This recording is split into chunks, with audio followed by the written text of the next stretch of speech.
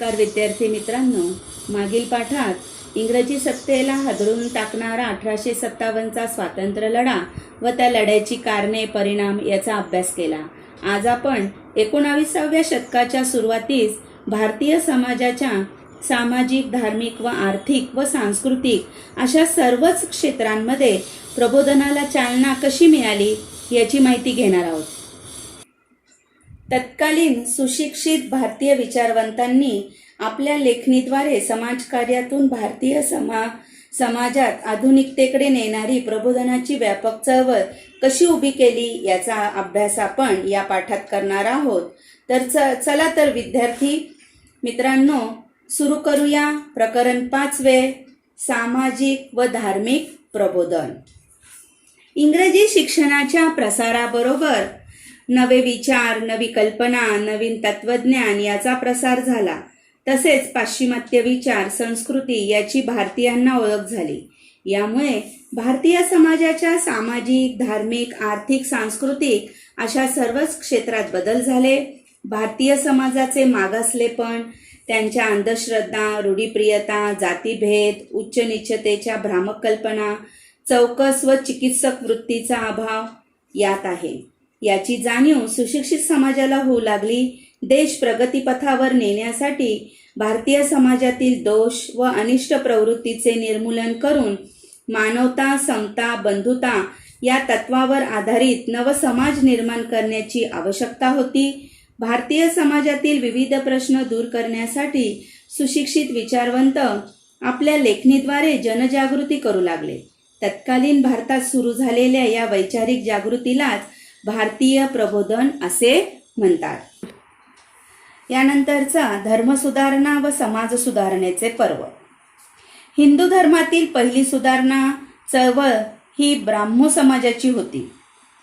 राजाराम मोहन राय हे कोण होते तर ते भारतीय समाजाच्या प्रबोधनाचे जनक व आद्य समाजसुधारक होते. म्हणजे त्या काळात कोणी समाज सुधारण्यास सुरुवात केली नव्हती, पण यांनी पुढाकार घेऊन विविध अनिष्ट प्रथांना च्या विरुद्ध लढा दिला.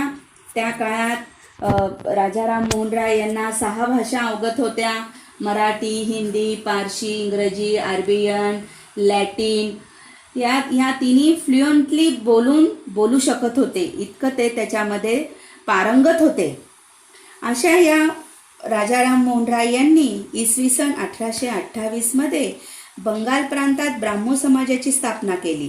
त्यांनी अनेक भाषा व धर्मांचा अभ्यास केला. यातूनच त्यांची अद्वैतवादी विचारसरणी विकसित झाली. एकेश्वर म्हणजे कोणीही दैवी अवतार घेईल व समाजात बदल करेल याच्या विरोधात ते होते. आणि एकेश्वरवाद, उच्च नीच असा भेदभाव न पाळणे, कर्मकांडास विरोध, प्रार्थनेचा मार्ग अनुसरणे ही ब्राह्मो समाजाची तत्वे होती. राजाराम मोहन राय यांनी सती प्रथा, बालविवाह, पडदा पद्धती यांना विरोध. एकेश्वरवाद म्हणजे ईश्वर एक आहे, त्यांना मूर्तीपूजा मान्य नव्हती. त्यांनी पडदा पद्धत यांना सगळ्यांना विरोध केला. विधवा विवाह, स्त्रियांचे शिक्षण याचे समर्थन केले. पश्चिम बंगालमधील कोलकाता येथे हिंदू कॉलेजची स्थापना केली. त्याचप्रमाणे संवाद कौमुदी या वृत्तपत्राद्वारे त्यांनी जनजागृती केली. यानंतर प्रार्थना समाज. प्रार्थनेद्वारे तुम्ही देवाजवळ जाऊ शकता असं त्यांनी दादोबा पांडुरंग तरखडकर यांनी सांगितले. यांनी इसवी सन 1848 साली मुंबई येथे परमहंस सभेची स्थापना केली. पुढे परमहंस सभा विसर्जित झाल्यानंतर तिच्याच काही सभासदांनी प्रार्थना समाज स्थापन केला आणि दादोबांचे बंधू डॉक्टर आत्माराम पांडुरंग हे प्रार्थना सभेचे पहिले अध्यक्ष होते. या संस्थेस मुंबई विद्यापीठातील तरुण पदवीधर मिळाल्यामुळे त्यांची प्रतिष्ठा वाढली. न्यायमूर्ती महादेव गोविंद रानडे, डॉक्टर राघव भांडारकर यांनी प्रार्थना समाजाचे कार्य पुढे चालवले. मूर्तीपूजेला विरोध, एकेश्वरवाद, कर्मकांडाला विरोध ही प्रार्थना समाजाची तत्वे होती. उपासना व प्रार्थनेवर त्यांचा भर होता. प्रार्थना समाजाने सामाजिक सुधारणेसाठी अनाथालय, स्त्री शिक्षण संस्था, कामगारांसाठी रात्रशाळा, दलितांसाठी संस्था सुरू केल्या. प्रार्थना समाजाचे सदस्य महर्षी विठ्ठल रामजी शिंदे यांनी डिप्रेस्ड क्लासेस मिशन स्थापना करून त्या माध्यमातून सामाजिक समस्या सोडवण्याचा प्रयत्न केला. पुढचा पॉइंट आहे सत्यशोधक समाज. ज्योतिराव गोविंदराव फुले हे महात्मा ज्योतिराव फुले हे प्रसिद्ध लेखक, विचारवंत, समाजसुधारक होते. यांनी नवीन समाजाच्या निर्मितीसाठी इसवी सन 1873 मध्ये सत्यशोधक समाजाची स्थापना केली. आता सत्यशोधक चळवळ ही परिवर्तनीय म्हणजे त्यात नेहमी बदल होत राहायचे. म्हणजे त्यांनी पुरोहितांशिवाय लग्न लावण्यासाठी मंगलाष्टकेही मराठीत रचली.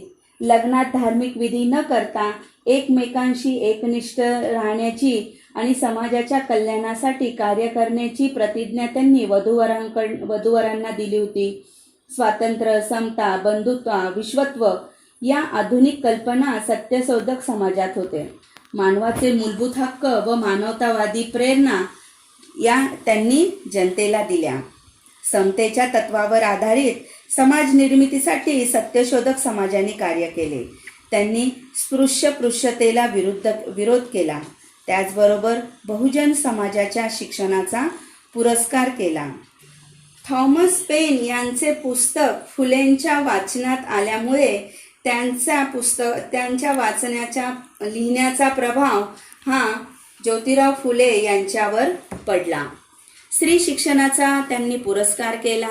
महात्मा ज्योतिराव फुले यांनी ब्राह्मणांचे कसब, गुलामगिरी, शेतकऱ्यांचा असूड, तृतीय धर्म, सार्वजनिक सत्यधर्म अशा पुस्तकांच्या माध्यमातून समाज प्रबोधन केले. स्त्री, पुरुष अथवा माणसामध्ये भेद निर्माण करणाऱ्या चालीरीतींवर त्यांनी कडक टीका केली. त्याच्यानंतरचा पुढचा पॉइंट आहे आर्य समाज. आर्य समाज यामध्ये वेद हे ईश्वरांपासून निर्माण झाले आहे. त्यात सर्व ज्ञानाचा उगम आहे. वेद पूर्वापार चालत आलेले आहे. त्यांच्यात भरपूर ज्ञान आहे. असे वेद ईश्वराने लिहिलेले आहे. परमेश्वर हाच सर्व विश्वाचा निर्माता व पालनकर्ता असून तो सच्चिदानंद रूपात आहे. प्रत्येक व्यक्तीने सत्याचे पालन करावे, असत्याचा त्याग करावा, अज्ञानाचा नाश करून खऱ्या ज्ञानाचा प्रसार करावा. शारीरिक, आत्मिक, सामाजिक उन्नती करणे हे आर्य समाजाचे ध्येय आहे. आर्य समाज वेगळा पंथ नसून नाहीये असं त्यांनी सांगितले. समाज सुधारणेसाठी दुसऱ्याचे अनुकरण करणे त्यांना मान्य नव्हते. त्यापेक्षा प्राचीन वैदिक धर्माला शुद्ध स्वरूपात आणणे हाच समाज सुधारकांचा प्रभावी मार्ग असल्याचे सांगितले. पुन्हा इंग्रजांकडून समाज सुधारण्याची गरज नाहीये. आपणच आपल्याला जे योग्य वाटते ते समाज सुधारणा करणे गरजेचे आहे असे स्वामी दयानंद सरस्वती यांनी सांगितले होते. तसेच त्यांनी 1875 मध्ये आर्य समाजाची स्थापना केली. सत्यार्थ प्रकाश हा वेदावर भाष्य करणारा ग्रंथ लिहिला. प्राचीन वैदिक धर्म हाच खरा धर्म असून त्यात जातीपातींना स्थान नव्हते. स्त्री पुरुष समानता होती असे प्रतिपादन केले. वेदाकडे परत चला असे आर्य समाजाचे ब्रीदवाक्य होते. आर्य समाजाचा भारतभर शाखा उघडल्या. आर्य समाजाच्या माध्यमातून ठिकठिकाणी शिक्षण संस्थाही उघडल्या. त्यानंतरचा पुढचा पॉइंट आहे रामकृष्ण मिशन. रामकृष्ण परमहंस यांचे 19व्या शतकात बंगाल प्रांतात होऊन गेले. त्यांचे शिष्य स्वामी विवेकानंद यांनी इसवी सन 1897 मध्ये रामकृष्ण मिशनची स्थापना केली. रामकृष्ण मिशनने लोकसेवेचे कार्य केले.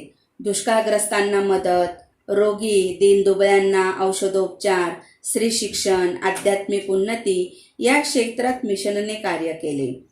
मुंबई व पुण्यात यांचे मठ आहेत व त्यांचे कार्य आजही ते करत आहेत. स्वामी विवेकानंद एक उत्तम वक्ते होते. त्यांनी इसवी सन 1893 मध्ये अमेरिकेतील शिकागो येथे विश्वधर्म परिषदेत हिंदू धर्माचे त्यांनी प्रतिनिधित्व केले. सर्व धर्मातील लोकांनी आपल्या भाषणाची सुरुवात लेडीज अँड जेंटलमेन अशी केली, तर विवेकानंदांनी ब्रदर्स अँड सिस्टर्स अशी सुरुवात केली. हिंदू धर्माचे तत्व संपूर्ण जगाला समजून त्यांनी सांगितले. तसेच त्यांनी भारतातील तरुणांना उठा, जागे व्हा व ध्येय प्राप्त होईपर्यंत थांबू नका हा संदेश त्यांनी दिला. शीख समाजातील सुधारणा. इंग्रजांनी शीख धर्म खालसा केल्यामुळे अनेक लोक ख्रिस्ती धर्म स्वीकारू लागले होते. या शीखांमधील धर्म सुधारणेसाठी अमृतसर येथे शिंग सभा स्थापन झाली. या संस्थेने शीख समाजात शिक्षण प्रसार, आधुनिकीकरण घडवून आणले आणि पुढे अकाली चळवळीने शीख समाजातील सुधारणावादी परंपरा चालू ठेवली. पुढचा पॉइंट आहे स्त्री विषयक सुधारणा. ब्रिटिश सत्तेचा भारतात विस्तार झाला त्या काळात भारतातील स्त्रियांची परिस्थिती दयनीय होती. त्यांना शिक्षणाचा अधिकार नव्हता, समानतेची वागणूक दिली जात नव्हती. बालविवाह, जरटकुमारी विवाह, हुंडा पद्धती, सती प्रथा ही सगळ्यात जास्त बंगाल आणि राजस्थानमध्ये होती. केशवपण, विधवा विवाहास विरोध अशा प्रथा समाजात होत्या. या प्रथा भारतीय समाजसुधारकांनी सुधरवल्या आणि त्यावेळी तत्कालीन गव्हर्नर लॉर्ड बेटिंग याला सतीबंदीचा कायदा करण्यासाठी राजाराम मोहन राय यासारख्या समाजसुधारकांनी मदत केली आणि गोपाळ हरी देशमुख उर्फ लोकहितवादी यांनी शतपत्रातून स्त्री पुरुष समानतेचा पुरस्कार केला. 1848 मध्ये महात्मा फुले यांनी पुणे येथील भिडे वाड्यात मुलींची पहिली शाळा काढली. त्यात त्यांना त्यांच्या पत्नी सावित्रीबाई यांची साथ लाभली. समाजातील कर्मठ लोकांनी केलेली टीका, निंदा पत्करूनही सावित्रीबाईंनी शिक्षणाचे कार्य सुरू ठेवले. महात्मा फुले यांनी स्वतःच्या घरात बालहत्या प्रतिबंधक गृह स्थापन केले. केशवपणाची पद्धत बंद व्हावी म्हणून नाभिकांचा म्हणजेच न्हाव्यांचा संप घडवून आणला. विधवाच्या पुनर्विवाहाला मान्यता मिळवून देण्यासाठी पंडित ईश्वरचंद्र विद्यासागर, विष्णुशास्त्री पंडित, वीरेशलिंगम पंतलू यांनी विशेष प्रयत्न केले. गोपाळ गणेश आगरकर यांनी आपल्या सुधारक या वृत्तपत्रातून बालविवाह, संमती वयाचा कायदा यावर परखड मते मांडली. या महर्षी विठ्ठल रामजी शिंदे यांनी मुंबई येथे देवदासी प्रथेविरुद्ध परिषद भरवली. देवदासी म्हणजे देवाला मुली वाहिल्या जातात किंवा मुरळी वगैरे जो प्रकार आहे त्याला देवदासी पद्धती असे म्हणतात. ताराबाई शिंदे यांनी स्त्री पुरुष तुलना या ग्रंथातून अत्यंत जहाल भाषेत स्त्रियांच्या हक्कांचा पुरस्कार केला. महर्षी धोंडो केशव कर्वे यांनी पुण्यात अनाथ बालिकाश्रम सुरू केला.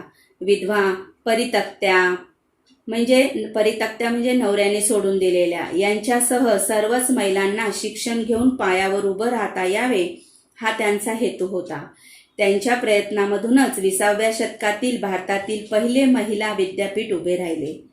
पंडिता रमाबाईंनी शारदाश्रम संस्थेची स्थापना करून दिव्यांग म्हणजे मतिमंद मुले, मुली, स्त्रिया यांच्या पालनपोषणाची जबाबदारी स्वीकारली.